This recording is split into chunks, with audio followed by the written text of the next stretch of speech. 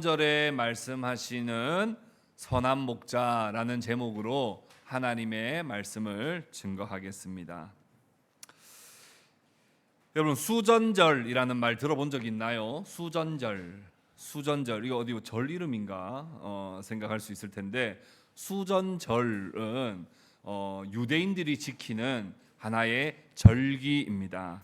22절에 수전절이 이르니 때는 겨울이라 라고 하며 지금 이 상황이 벌어지는 배경에 대해서 말씀하고 있죠. 수전절, 이 수전절이라고 하는 절기는 히브리어로 하누카라고 하기도 하는데, 12월 10일부터 한 일주일 정도 빛의 축제라 하여서 그들 유대인들은 절기를 지킵니다.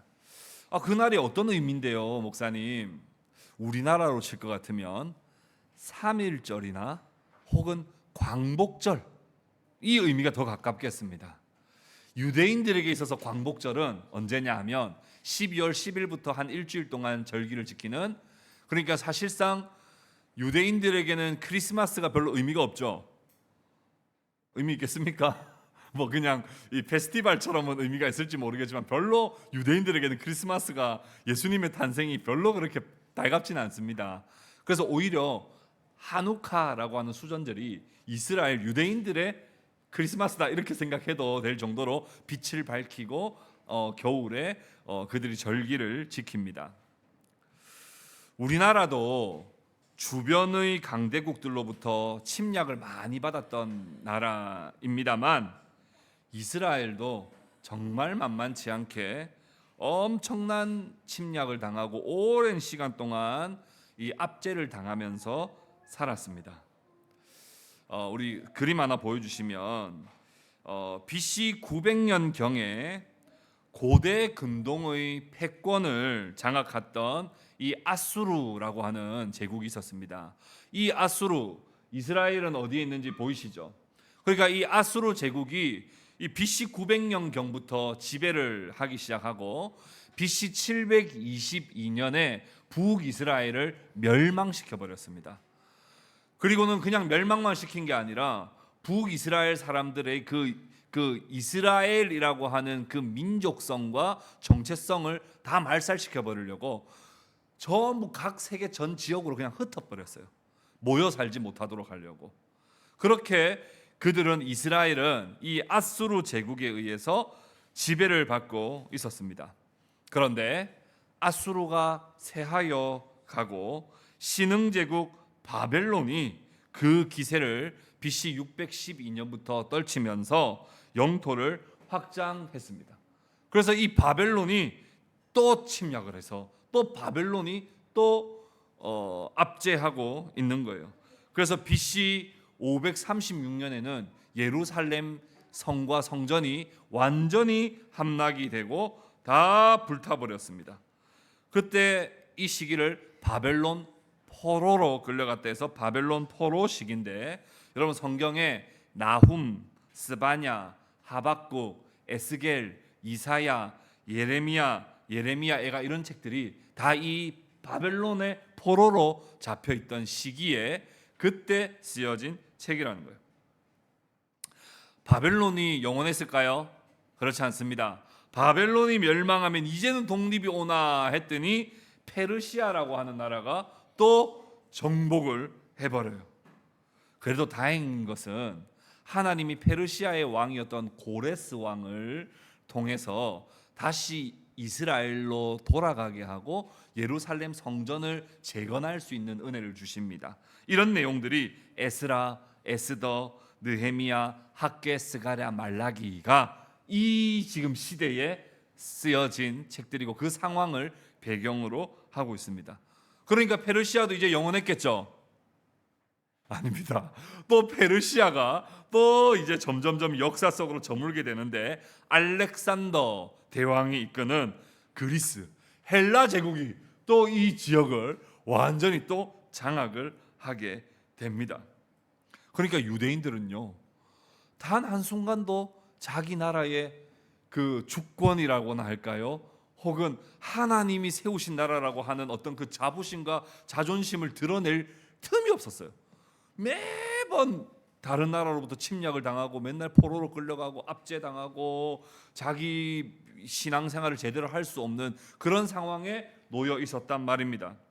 유대인들은 아수르, 바벨론, 페르시아, 헬라에 이르기까지 끊임없이 지배를 당했습니다. 근데 이 헬라도 망할 즈음에, 그러니까 BC 176년에 레위 지파에 마카비라고 하는 일가가 반란을 일으켜서 헬라 제국의 왕이었던 안티오코스 4세를 무찌르고 나라를 독립해버려요. 176년에. 그때 독립한 것을 기념하여서 우리가 절기를 지키자 해서 지키는 절기가 무슨 절기라고요? 수전절이라고 하는 절기입니다. 여러분, 안티오코스 4세가요 얼마나 유대인들을 엄청나게 핍박하고 괴롭혔는지 모릅니다. 유대인들의 신앙의 기초를 흔들어버리고 그들의 기본이요 근본이라고 할 수 있는 율법과 성전을 엄청나게 더럽혔던 것입니다. 마카비서라고 하는 기록에 보면요, 여러분 한번 보실까요? 마카비서에 있는 기록인데요, 안티오쿠스 왕은 여러분 같이 한번 읽어볼까요? 시작. 안티오쿠스 왕은 번제 제단 위에 가증스러운 파멸의 우상을 세웠다. 율법서는 발견되는 대로 찢어 불살라 버렸다. 율법서를 가지고 있다가 들키거나 율법을 지키거나 하는 사람이면 누구든지 왕명에 의해서 사형을 당하였다. 자기 아이들에게 할례를 받게 한 여자들은 법령에 따라서 사형에 처하고 그 젖먹이들도 목을 매달아 죽였다. 그뿐 아니라 그들의 가족과 그 아이들에게 할례를 베푼 사람까지 모두 죽였다. 또 그 뒤에 또 옆에 보면 어떤 내용이 있습니까? 한번 더 읽어봅시다. 시작. 특히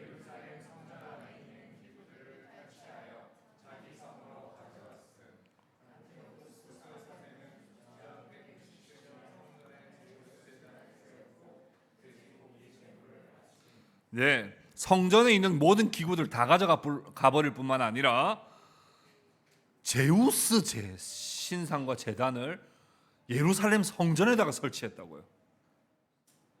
뿐만 아니라 거기다가 제물을 바치는데 일부러 어떤 제물을 바쳤다고요? 돼지고기. 레위기 11장에서 유대인들이 가장 부정한 음식이라고 생각하는, 가장 혐오스럽게 생각하는 돼지의 피를 내어가지고 거기서 제우스 신에게 절을 하게 했단 말이에요. 얼마나 그 유대인들이 치욕스러웠겠어요. 얼마나 그 유대인들이 우리는 아브라함의 자손이요 다윗의 후손이라고 하는 그 자부심 가지고 끝까지 버티고 있는 자들에게 제우스 신에게 막 절하라 그러고 돼지고기를 막 성전에다가 막 바치게 하고 막 이러니까 얼마나 치욕스러웠겠어요. 그런 수치와 모욕과 고통을 안겨주고 있을 때 마카비 일가에 의해서 혁명이 일어났던 거예요. 그래서 헬라 제국을 물리치고 독립을 이루어냈던 이 수전절은 구약 성경에 하나님이 지켜라고 하셨던 절기 중에 포함되어 있지 않지만 유대인들이 그들에게 있어서 너무나 소중한 날이기 때문에 그 절기를 우리나라의 광복절처럼 그렇게 지켜왔던 거예요. 그런데 또 얼마 지나지 않아서 BC 63년에 폼페이 장군에 의해서 또 예루살렘은 또 침략을 당해서 BC 63년부터 AD 500년까지 로마 제국으로부터 또 압제를 당하면서 삽니다. 그들에게, 유대인들에게 간절히 바라는 것이 있다고 한다면 그건 자유고 독립이고 번영이고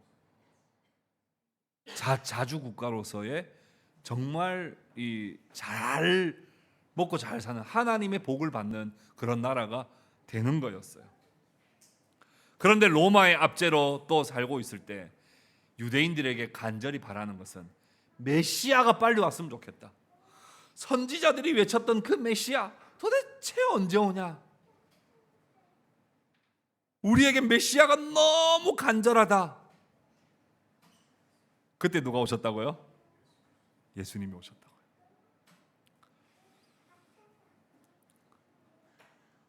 여기까지 서론입니다. 자, 오늘 이제 본론으로 한번 넘어갑시다. 이 내용을 알면 이제 본론 쫙쫙 넘어갈 수 있습니다. 자, 첫 번째, 수전절에 나타나신 예수에 대해서 우리가 보려고 합니다. 예수님께서 수전절이 되었을 때 성전에 또 나타나셨습니다. 수전절은 겨울이라고 그렇게 성경은 말씀하고 있습니다. 솔로몬 행각이라고 하는 것을 이렇게 거닐고 계셨습니다. 여러분, 사람들은 다 수전절을 지키고 있었겠죠. 무엇을 기대하고 무엇을 바라면서요? 독립을 위해서. 그 독립을 시켜줄 누구를 기다리며? 메시아를 기다리면서 있었던 거예요. 간절히 바라면서 불을 붙이고 불을 피우면서 메시아여 오소서, 메시아여 오소서 하며 수전절을 지키고 있을 때 예수님이 솔로몬 행각 성전 안을 이렇게 저렇게 거닐고 계시는 겁니다. 그들은 지금 로마 압제를 또 받고 있어서 너무나 해방을 꿈꾸었고 적들로부터 다시는 침략을 받지 않을 그 안전을 정말 원했고 풍요로움을 정말 원했습니다. 마카비 같은 사람이 일어나서 혁명이 일어나기라도 바랬고 다윗과 같은 그런 엄청난 왕이 오셔서 우리나라를 다시 그 다윗 시대와 같이 아주 흥왕하게 만드는 그런 메시아를 간절히 꿈꾸고 있었던 겁니다. 그 당시에 예수님이 메시아라고 생각하는 사람들이 있었을까요? 없었을까요? 있었습니다. 예수님은 독보적으로 저분이 혹시 메시아는 아닐까라고 하는 메시아 후보 1순위였어요. 그것도 그럴 것이 그 당시 예수님 전에 1순위 누구였습니까? 세례 요한이요. 세례 요한이 가는 곳마다 구름대같이 사람들이 몰려들었단 말이에요. 그런데 세례 요한이 인정했죠. 나보다 저분이 진짜 대단하신 분이다. 이렇게 인정을 하는 바람에 모든 시선이 세례 요한에서부터 예수님께로 싹 다가버렸어요. 예수님은 그 당시에 혹시 저분이 메시아는 아닐까라고 하는 그 후보 1순위였어요. 바리새인과 대제사장들과 서기관들과 종교 지도자들도요, 사람들을 얼마나 예수님께 많이 파견했는지 몰라요. 취재해와라, 저 진짜 메시아가 맞는지 아닌지 다 검사해와라, 촬영도 해와라. 요즘 같으면 촬영하고 그가 일으키는 기적도 보고 분석 내가 해가지고 저거 메시아인지 아닌지 우리가 보겠다 하고 막 사람들을 정말 많이 보냈단 말이에요.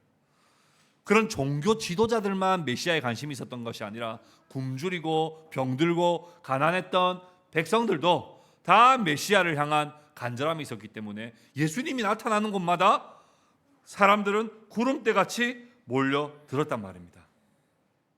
그런데 이상하게도 예수님에 대해서는 언제나 호불호가 있는 거예요. 예수님 나쁜 짓 하셨어요? 아닙니다. 예수님이 이기적이셨어요? 아닙니다. 예수님이 사업 크게 한번 해보려고 지금 그런 일을 하고 계시는 거예요? 아니에요. 좋은 의도로 오셨고 좋은 일을 하시는데도 불구하고 예수님을 볼 때마다 사람들 가운데 호불호가 극명하게 나뉘는 거예요. 오늘 본문 앞선 말씀 요한복음 10장 19절에서 21절 말씀 같이 한번 볼까요? 19절에서 21절까지 말씀 우리 같이 한번 읽어봅시다. 19절에서 21절 같이 읽읍시다. 시작. 이 말씀으로 말미암아 유대인 중에 다시 분쟁이 일어나니 그 중에 많은 사람이 말하되 그가 귀신 들려 미쳤거늘 어찌하여 그 말을 듣느냐 하며 어떤 사람은 말하되 이 말은 귀신 들린 자의 말이 아니라 귀신이 맹인의 눈을 뜨게 할 수 있느냐 하더라. 아니 예수님 말씀하시면 막 은혜 받는 사람이 있는가 하면 예수님 말씀하실 때마다 더 열받는 사람들이 있어요. 더 화가 나고 막 계속 불편한 사람들이 있단 말이에요. 이게 예수의 복음의 특징입니다. 예수님의 복음은 어떤 사람에게는 분노와 못마땅함과 심기를 계속 건드는 불편한 말씀이에요. 그런데 어떤 사람들에게는 마음이 열리고 그 안에 안정감이 오고 도전이 생기고 불타올라서 더 열심히 생기는 말씀이기도 해요. 예수님이 복음이 선포되는 그곳에서는 언제나 분리의 현상이 생겨나게 되었습니다. 왜 그렇습니까? 참된 복음은 날카롭기 때문에 그래요. 그냥 눈 가리고 아웅하는 식의 종교 집단이 아니에요. 예수의 복음은 그냥 여러분 믿으십니까? 아멘 하는 어떤 심리적인 어떤 작용도 아니고요, 사기 집단도 아니에요. 예수님의 말씀은 생명의 복음의 말씀이기 때문에 정말 날카롭거든요. 눈 가리고 아웅하는 식의 어떤 그런 이상한 종교 집단이 아닙니다. 예수님의 복음은 하나님께서 아들을 이 세상에 보내어야만 할 정도로 정말 중대한 문제였고, 정말 심각한 문제였고, 사느냐 죽느냐, 영원히 사느냐 영원히 죽느냐의 문제가 바로 이 복음의 문제이기 때문에 이것에 대해서 계속 불편해지는 사람이 있는가 하면 들으면 들을수록 참된 안정과 평안을 누리는 사람들이 있었단 말입니다. 그리스도의 복음은 주인의 자리에서 내가 내려오는 거예요. 내가 주인의 자리에 앉아 있었다가 그리스도의 복음을 들을 때, 내가 왕이 아니었구나라는 걸 깨닫고 왕이 내 자리에, 주인의 자리에 들어오시게 하는 것이 복음의 핵심이에요. 그래서 그리스도의 복음이, 그리스도께서 내 주인의 자리에 찾아오셔서 그분이 원하시는 대로, 그분이 말씀하시는 대로 순종하며 사는 그리스도와의 연합된 삶, 이것이 복음의 신비이거든요. 그래서 우리에게 주어진 시간과 공간의 주인이 하나님이시라고 고백하며 내가 시간을 허투루 쓰지 않고 내가 어디에 있든지 간에 주님을 주인으로 고백하며 언제 어디서나 그리스도와 연합한 자로 살아가는 것이 복음의 핵심이에요. 그런데 그 자리에서 내려오고 싶습니까? 안 내려오고 싶습니까? 안 내려오고 싶거든요. 내 마음대로 하고 싶죠. 시간을 내가 쓰고 싶단 말이에요. 어디를 가든지 내가 하고 싶은 걸 하고 싶지, 주님이 그 자리에서 나의 주인이 되셔서 내 삶을 주장하시는 것은 누군가에게는 매우 불편하고, 누군가에게는 매우 거슬리고, 누군가에게는 매우 짜증나고 화가 나는 일이란 말입니다. 그래서 이 복음이 선포되는 그곳에서는 언제나 분리 현상이 일어났어요. 요한계시록의 말씀에도 보면요, 그리고 마지막 때에 일어날 일들에도 보면요, 항상 마지막 때 마태복음 24장에 어떤 내용이 있습니까? 10처녀가 있는데 그 중에 누구는요, 5처녀는 신랑을 기다리고 5처녀는 졸고 있는 거예요. 또 24장에 어떤 비유를 쓰세요? 양과 염소가 평소에는 같이 있어요, 이렇게. 그래서 일반적인 사람들은 양인지 염소인지 잘 구분이 안 돼. 그런데 목자가 마지막 날에 와서는 양은 일로 와, 염소는 저리 가, 나눈다니까. 안타깝지만 복음은 항상 이런 분쟁과 분리의 현상을 일으킵니다. 주인의 자리를 굳건히 지키고 싶은 사람에게는 그리스도의 복음은 매우 불편하고 까다롭고 번거롭고 실증나는 거예요. 그러나 그 자리를 기꺼이 내어드리고 내 삶을 주님께 맡겨드리고 싶은 자에게는 주님의 말씀은 꿀송이보다 더 달다고 하는 그 고백이 실제로 이루어나게 되는 거예요. 사랑하는 성도 여러분, 오늘 요한복음 10장에서 왜 예수님께서 수전절에 성전을 거니셨을까요? 왜 수전절에 성전의 솔로몬 행각을 이렇게 거닐고 계셨을까요? 예수님 무엇을 말씀하고 싶은 것입니까? 너희들이 진짜 메시아를 기다리고 있느냐? 너희들이 진짜 메시아를 간절히 소망하고 있느냐? 내가 바로 너희들을 죄와 사망에서부터 자유하게 하며 너희들의 원수인 마귀로부터 너희들을 지키며 너희들을 영원한 생명으로, 너희들을 영원한 자유함으로 이끌어줄 내가 메시아다라고 하는 것을 보여주시기 위해서 수전절에 그 성전에 예수님께서 오셨다는 거예요. 어떤 사람들은 그 시간에 불을 켜면서 마카비를 기다렸습니다. 어떤 사람들은 다윗과 같은 훌륭한 지도력을 가진 왕을 기다렸어요. 그러나 우리 주님께서는 그 어떤 누구와도 비교되지 않는 가장 궁극적이고 본질적인 영원한 것, 잠깐 있다가 사라지는 것을 주시는 분이 아니라 영원한 것을 주시는 분이시라는 것을 예수님께서는 말씀하고 계시는 것입니다. 사랑하는 성도 여러분, 여러분들은 지금 무엇을 기다리고 있습니까? 여러분들이 지금 기도하는 기도의 간구의 내용이 무엇입니까? 수전절에 마카비와 같은 혁명, 다윗과 같이 잘 먹고 잘 사는 어떤 그것을 기다리고 있는 모습으로 여러분들 하나님 앞에 간구하고 있지는 않습니까? 여러분들 정말 지금 간절히 원하고 간구하는 것은 그건 영원한 것입니까? 아니면 잠깐 있다가 사라지는 것들입니까? 수전절에 거니시는 예수께서 오늘 여러분들에게 이렇게 말씀하십니다. 너희들이 잠깐 있다가 없어지는 것들에 목을 매지 말고 영원한 복음, 영원한 자유, 영원한 행복에 너희가 마음을 열고 그 복음을 받아들이기를 원한다. 우리 주님은 지금 그렇게 말씀하고 계시는 줄 믿습니다. 두 번째, 사람들이 믿지 못하는 이유입니다. 그 예수님을 유대인들이 애워싸고 거칠게 공박했습니다. 당신 때문에 우리가 혼란스러워 죽겠다. 당신 메시아야 아니야. 좀 똑바로 말해봐. 우리는 지금 수전절에 메시아를 기다리고 있는데 메시아야 아니야. 확실하게 한번 말해봐. 다시 묻고 또 묻고 계속 공격적으로 말을 합니다. 이게 24절에 나와 있죠.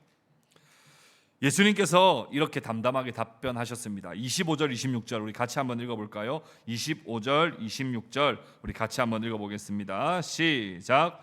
예수께서 대답하시되 내가 너희에게 말하였으되 믿지 아니하는도다.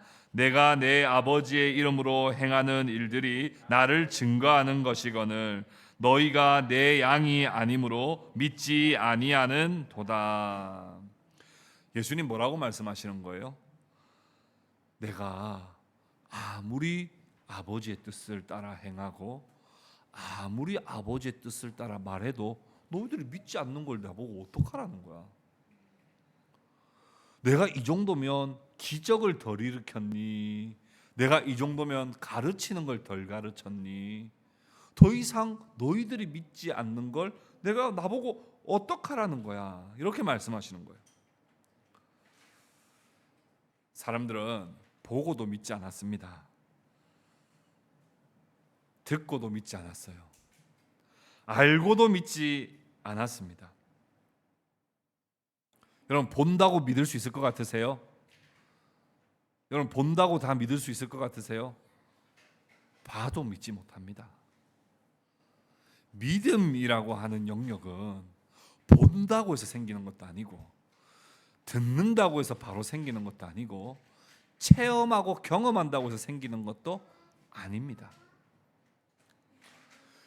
많은 사람들이 예수님의 오병이어의 기적을 보고 먹고 체험했어요. 근데 다 떠나버렸죠.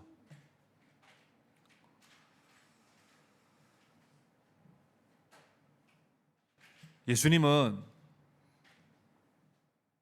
오히려 너희가 내 양이 아님으로 믿지 아니하는도다 이렇게 말씀하셨어요. 내 양이 아니기 때문에 너희가 믿지 않는 거다.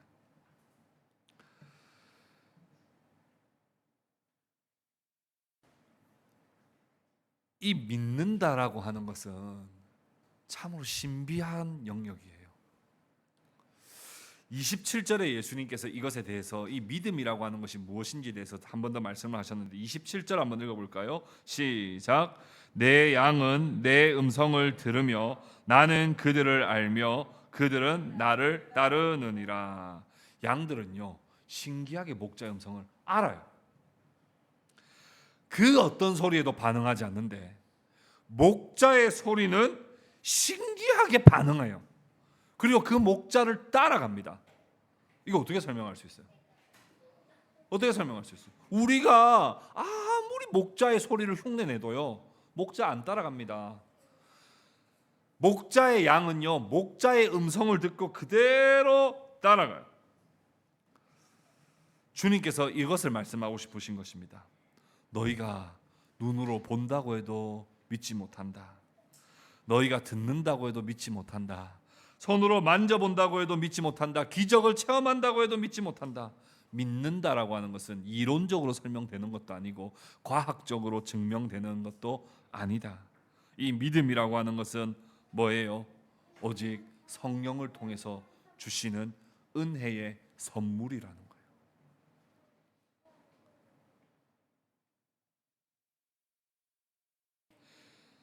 믿음이라는 것은 인간이 스스로 만들어낼 수 있는 게 아니라는 거예요. 믿음이라고 하는 것은 인간으로부터 개발되는 것이 아닙니다.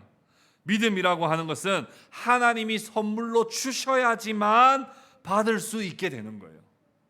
에베소서 2장 8절에 이렇게 말씀했어요. 너희는 그 은혜에 의하여 믿음으로 말미암아 구원을 받았으니 이것은 너희에게서 난 것이 아니요 하나님의 선물이라, 이렇게 말씀했어요.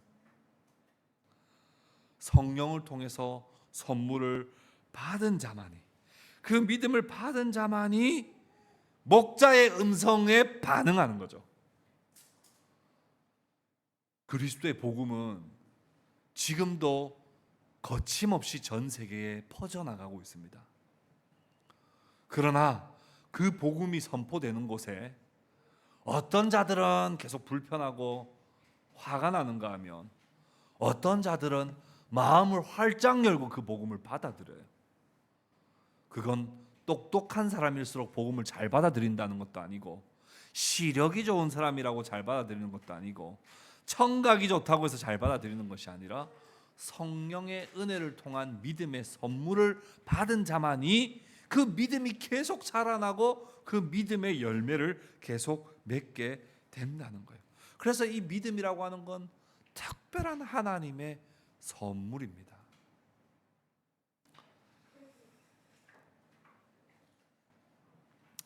저는 여러분들에게 정말 권해드리고 싶습니다. 겸손한 마음으로 성령의 은혜를 간구하시기를 바랍니다. 여기 중에 똑똑한 사람이 잘 믿는 거 아니에요. 여기에 눈치 빠른 사람이 복음을 받아들이는 것도 아닙니다. 그렇다고 착하다고 복음을 잘 믿는 것도 아니에요. 이 복음이 내 마음 뿌리 깊은 곳에 마음속에 뿌리 내리고 내 마음속에 이 믿음이 계속 자라나서 남들이 보지 못하는 하나님 나라를 보면서 살아가는 사람들은 성령을 통하여 우리 가운데 은혜를 베풀어 주시는 것을 받은 자만이 이 믿음이 생겨나는 거예요. 여러분들 날마다 성령의 은혜를 사모하시기를 바라요. 목사님의 말씀을 듣지만 목사님의 말씀이 논리적이라서 여러분들에게 은혜가 되는 게 아니에요. 목사님이 막 강약 조절을 잘해서 여러분들에게 은혜가 되는 게 아닙니다. 이 시간에 성령께서 여러분들의 마음을, 여러분들의 지각을 열어주시고 돌같이 굳어있는 여러분들의 마음을 물같이 부드럽게 해주시고 여러분들의 의지를 더 주를 위해 살고 싶은 마음으로 성령께서 여러분들을 바꿔주셔야지만 여러분들에게 은혜가 있음을 기억하시고 성령의 은혜를 날마다 사모하시는 저와 여러분 될 수 있기를 주님의 이름으로 축복합니다. 마지막으로 이런 믿음을 가지게 된 사람은 감사하면서 살겠죠. 이런 믿음을 가지게 된 사람은 늘 다른 사람을 사랑하면서 살겠죠. 이런 믿음을 가지게 된 사람은 언제나 하나님께 영광을 돌리면서 살겠죠. 그런데 그렇게만 살까요? 믿음을 가진 사람은 꼭 그렇게만 삽니까? 그렇지 못한 경우가 많습니다. 믿음은 내가 있는데 계속 삐딱해질 때가 있어요. 내게 믿음은 있는 것 같은데 죄가 더 좋아질 때가 있어요. 그러다가 믿음은 있는데 더 심각한 죄에 빠지는 사람도 있어요. 믿음은 있는데 오랫동안 일정 기간 동안 죄 가운데 머물러 있는 사람도 있어요. 믿음은 있는 것 같은데 교회를 떠나가지고 사는 사람도 있어요. 아니, 믿음이 있는데 왜 그런 일들이 일어납니까? 우리 안에 무엇이 여전히 남아 있습니까? 죄악된 본성이 남아 있기 때문입니다. 또 세상에는 유혹이 많습니까? 적습니까? 많습니다. 원수 마귀는 우는 사자같이 우리를 넘어뜨리려 지금도 계속 공격합니까? 안 합니까? 합니다. 그래서 믿음이 있는 사람도 때로는 하나님 앞에 의심이 생기기도 하고, 믿음이 있는 사람도 때로는 심각한 범죄에 빠지기도 하고, 믿음이 있는 사람도 일정 기간 동안 죄 가운데 머물기도 합니다. 우리 주변에 보면 그런 사람들 많지 않습니까? 저 형은 진짜 예전에 신앙생활 진짜 열심히 했는데 지금은 완전히 안티 크리스찬이 돼가지고 교회 안 나온 지 지금 15년 넘었어. 뭐 이런 형들도 주변에 있어요. 저 누나는 목사님 딸인데 하나님께로부터 좀 너무 많이 멀어져 있는 거 아니야? 믿음이 있는 것 같은데 믿음이 막 생기는 것 같다가 사라지는 것 같다가 막 강했다가 약했다가 하는 그런 일들이 우리 가운데 있을 때면 우리는 어떤 의심이 생기냐면 내가 진짜 믿음이 있나 하는 의심이 생겨요. 또 나만 그런 생각이 드는 게 아니라 또 누구에게도 그런 생각이 들어요. 제가 믿음이 있나? 쟤는 믿음 없는 것 같은데 쟤 믿음이 있다면 저렇게 행동할 수 있을까? 쟤는 100% 쟤는 그 가짜 믿음이야. 뭐 혹은 믿음 없어. 이런 생각들이 우리에게 계속 생겨난다는 겁니다. 그것에 대해서 우리 예수님이 뭐라고 말씀하셨는가? 28절, 29절 말씀 같이 한번 읽어봅시다. 28절, 29절 같이 읽겠습니다. 시작. 내가 그들에게 영생을 주노니 영원히 멸망하지 아니할 것이요 또 그들을 내 손에서 빼앗을 자가 없느니라. 그들을 주신 내 아버지는 만물보다 크심에 아무도 아버지의 손에서 빼앗을 수 없느니라. 다시 한번 설명을 드릴게요. 성령을 통해서 은혜로 말미암아 믿음을 선물로 받은 자들도 때로는 실족합니다. 때로는 삐딱합니다. 때로는 죄 가운데 머물러 있습니다. 왜냐하면 우리 안에 있는 내적인 죄성 때문이요, 세상의 유혹이 거세며 마귀의 공격이 너무나 거세기 때문입니다. 그런데 우리 주님께서는 이렇게 말씀하셨어요. 너희가 아무리 그렇다 할지라도 내가 너희들을 빼앗기지 아니하리라. 너희를 빼앗아 갈 자가 없다. 이렇게 말씀을 하는 거예요.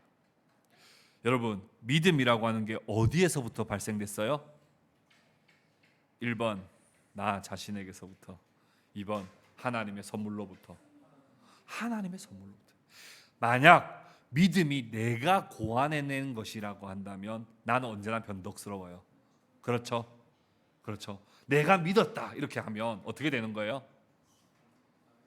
나는 또 시험이 찾아오면 믿음이 있다가 없다가 사라졌다가 생겼다가 하죠. 근데 이 믿음이 우리는 애초부터 어디서부터 왔다고 믿는다고요? 하나님께로부터 왔다고 믿는다면 하나님은 변덕스럽습니까? 안 변덕스럽습니까? 안 변덕스럽다고요. 하나님은 우리를 끝까지 지킬 만한 힘이 있습니까? 없습니까? 있습니다. 그러니 우리가 좀 삐딱할 때가 있어요. 우리가 조금 이 정도면 믿음 없는 거 아닌가 싶을 정도로 우리가 많이 하나님을 떠나 있을 때도 있습니다. 그러나 하나님께서 우리를 향하여 시작하신 사랑은 끝까지 완성되는 줄로 믿으시기를 바랍니다. 내가 믿음직스러워서가 아니에요. 내가 잘나서가 아니에요. 내가 양심이 발라서가 아니에요. 내가 착해서가 아니에요. 내가 선천적으로 착한 성향이 있어서가 아니에요. 똑똑해서도 아니에요. 하나님이 나를 놓지 않는 거예요. 이거 아시죠, 여러분?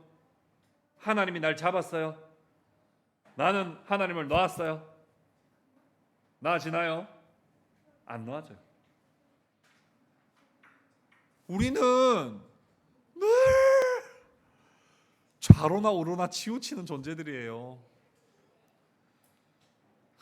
주일 예배를 사모했다가 주일 예배 안 가고 싶었다가 성경 읽으면 재밌다가 성경을 죽어도 읽기 싫다가 기도하면 은혜가 되다가 기도만 하면 졸리다가 옆에 있는 사람 사랑스럽다가 옆에 있는 사람 진짜 여기까지만 할게요. 우리는 막 변덕스럽다고. 그래서 우리가 만들어낸 믿음이라고 생각하면 이 믿음은 끝까지 못 갑니다. 맞습니까? 그러나 하나님이 우리에게 성령을 통해 주신 믿음이라고 한다면 지금 비록 일정 기간 동안 죄 가운데 머물러 있다 할지라도 우리를 탈락시키지 아니하시고 우리를 영원한 생명으로 이끌어갈 수 있음을 여러분 믿으시기를 바랍니다. 사람 목자라면 양들을 제대로 못 먹이지만 선한 목자가 우리 주님이 선한 목자가 되셔서 우리를 먹이신다면 우리를 필요할 때마다 먹이시는 주님이신 것을 믿으시기를 바랍니다. 119 구조대라면 절벽에 떨어지는 양을 어떤 양은 구하고 어떤 양은 못 구할 수 있을지 몰라도 선한 목자 되신 주님이 우리를 지키시기를 원하신다면 우리가 어떤 절벽에 험악한 절벽에 떨어진다 할지라도 우리를 건져내시는 분이신 것을 여러분 믿으시기를 바랍니다. 그래서 내 믿음이 연약해질 때 여러분 의심하지 마십시오. 내가 왠지 하나님과 멀어져 있는 것 같고 하나님 말씀을 들을 때마다 뭔가 계속 불만이 생기고 좀 그렇다 하더라도 여러분 그것 때문에 너무 실족하지 마십시오. 그럴 수 있습니다. 하나님은 여러분들을 말씀으로든 격려로든 위로로든 혹은 다양한 방식으로 여러분들 다시 하나님 품 안으로 돌아오게 할 것입니다. 그러니 여러분 그거 본인 조금 지금 부족하다고 본인 지금 좀 삐딱하다고 너무 여러분 염려하지 마십시오. 하나님의 신실하심을 신뢰하십시오. 그리고 옆에 있는 사람이 좀 삐딱해도 인내하십시오. 옆에 있는 사람을 내가 구원하는 것도 아니고 그가 스스로 구원하는 것도 아닙니다. 하나님이 그를 향하여 사랑하시기 시작하셨다면 내가 볼 때는 좀 그가 믿음적으로는 좀 더뎌 보이고 열매를 맺지 못하는 것 같아도 하나님이 시작하셨다면 그 사람을 반드시 생명의 길로 이끌어 가실 것입니다. 말씀을 정리하겠습니다. 우리 예수님께서는 수전절에 거니셨습니다. 예수님만이 참 생명이요 영원한 행복을 주실 수 있는 분이시라는 것을 알려주시기 위해서였습니다. 그러나 그것을 그저 그냥 받아들인다고 안다고 누려지는 것이 아니라 내가 주인의 자리에서 내려오고 예수 그리스도께서 나의 주인의 자리에 들어오실 때에만 그렇게 되는 겁니다. 그런데 그것은 내가 양보심이 많다고 해서 되는 것도 아니고 착하다고 되는 것도 아니고 똑똑하다고 되는 게 아니라 성령의 은혜로만 그 일들이 가능해집니다. 그래서 여러분 더 성령의 은혜를 사모하시기를 바랍니다. 그리고 내가 지금 조금 하나님과 멀어져 있는 것 같다고 하더라도 여러분 너무 실족하지 마십시오. 하나님이 여러분들을 책임지십니다. 그리고 옆에 있는 지체가 조금 더디게 간다 할지라도 사랑으로 인내해 주십시오. 하나님이 책임지십니다. 이 복음의 말씀을 굳게 믿고 그 말씀에 따라 살아가는 저와 여러분 될 수 있기를 주 예수 그리스도의 이름으로 축복합니다.